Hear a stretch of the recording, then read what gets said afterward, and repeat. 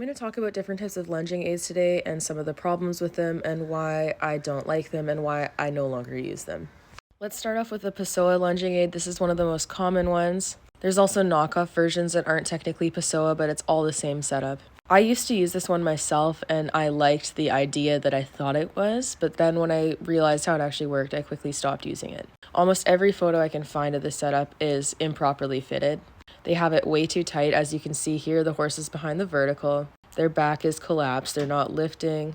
They're heavily on the forehand and just dragging that hind end along. The biggest problem with this setup is the fact that the mouth is attached to the hind end, so every time the leg goes back when the horse is propelling themselves forward, there's a seesawing action because the legs aren't even. Each hind leg is at a different point when it's moving. So this causes the rig to go side to side on the mouth. And since the back end piece is directly attached to the mouth, the horse can feel all of this. It's hard to find a photo where the horse is actually going correctly in one of these because it actually impedes their ability to learn how to carry themselves correctly because of the mechanics of how this works. Also, they're often fitted, again, way too short, so that when the horse is even in technically the correct headspace, they're still getting pulled on and having that seesawing motion. You're better off just using side reins in place of these or an equiband. That way you don't have the mouth attached to the hind end. Again, this one's also fitted way too short. You should see a clear lack of tension in any lunging system when the horse is in a relaxed position that is the desired position. If they have to go behind the vertical to seek relief, what you are actually teaching them is to go behind the vertical, which is completely wrong, and you're actually ruining their ability to carry themselves properly.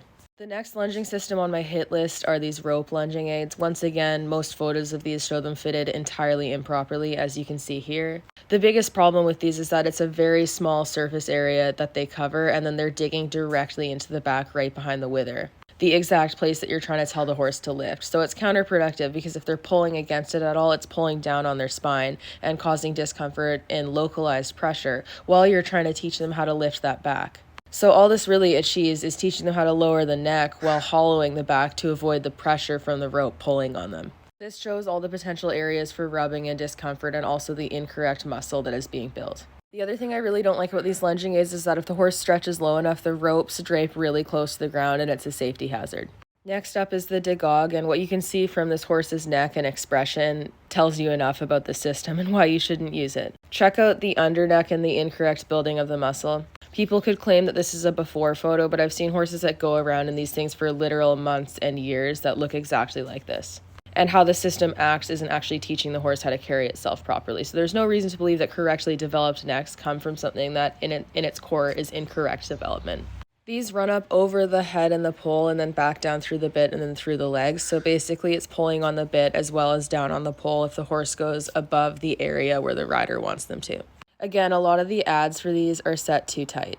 As you can see here, this one's too tight, and if you look just behind the crown piece of the bridle, you can see how strained the neck muscles are right behind the pole there. And this is where you get this overdevelopment and tension behind the pole. Basically what these do is they put pressure down on the pole every time the horse pulls their head up, and they're also going to be pulling on the bit while that happens, so the horse learns to not bring their head up because it's highly uncomfortable to have a lot of pressure being put down right behind the ears there. It's one of the most uncomfortable parts of the body to put lots of pressure on. At their core, all of these systems just try to force the horse into an unnatural position that they're not muscularly ready for by using leverage-based systems to get the horse's head down. And a lot of the leverage is reliant on how the horse goes and using the horse's own body to create that leverage. And when they have really thin surface area coverage like this, anytime the horse puts their head up and pulls, that localized pressure is going to cause a lot more discomfort. My biggest issue with all of these types of rigs is that it only really focuses on where the head and neck are. None of these actually teach the horse how to properly lift and carry the back and engage their core. And in fact, a lot of the mechanics of these equipment actually impede the ability to do that.